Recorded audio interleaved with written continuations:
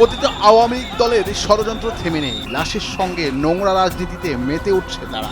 মাইলস্টোনে কোমলমতি দগ্ধ শিশুদের নিয়েও নতুন ষড়যন্ত্রের ফাঁদ পেতেছে তারা।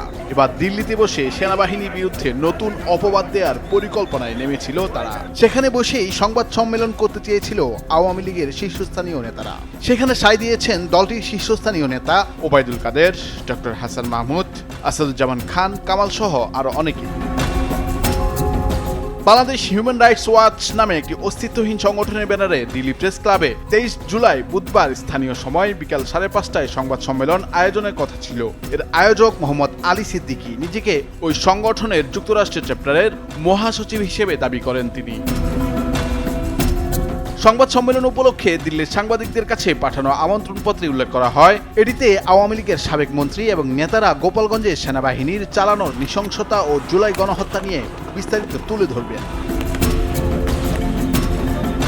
তবে দিল্লি নীতি নির্ধারকদের অনাগ্রহের কারণে আওয়ামী লীগ নেতাদের পূর্ব নির্ধারিত সংবাদ সম্মেলনটি শেষ পর্যন্ত স্থগিত করা হয়েছে। দিল্লির একাধিক কূটনৈতিক সূত্র বিষয়টি নিশ্চিত করেছেন। তবে আয়োজকরা জানিয়েছেন, মাইলস্টোন ট্র্যাজেডির কারণে তারা সংবাদ সম্মেলনটি স্থগিত করেছেন।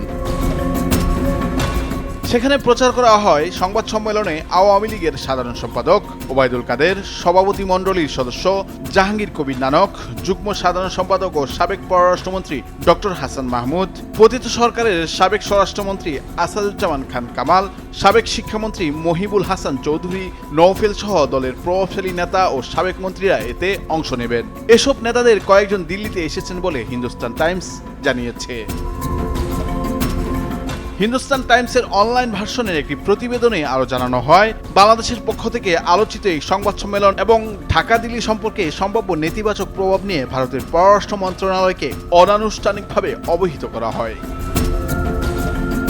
কূটনৈতিক সূত্রগুলো বলছে, বাংলাদেশ ভারত দ্বিপক্ষীয় সম্পর্কে নতুন করে আর যেন অবনতি না ঘটে সে বিষয়টি বিবেচনায় নিয়েছেন দিল্লির নীতি নির্ধারকরা। প্রাথমিকভাবে ওই সংবাদ সম্মেলনের ব্যাপারে দিল্লির সবুজ সংকেত থাকলেও শেষ পর্যন্ত এসে নিরুৎসাহিত করা হয়েছে।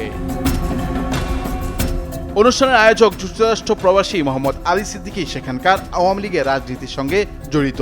তিনি একসময় যুক্তরাষ্ট্র আওয়ামী লীগের দপ্তর সম্পাদক ছিলেন। তবে বিতর্কিত কর্মকাণ্ডের কারণে 2020 সালে তিনি বহিষ্কার হন।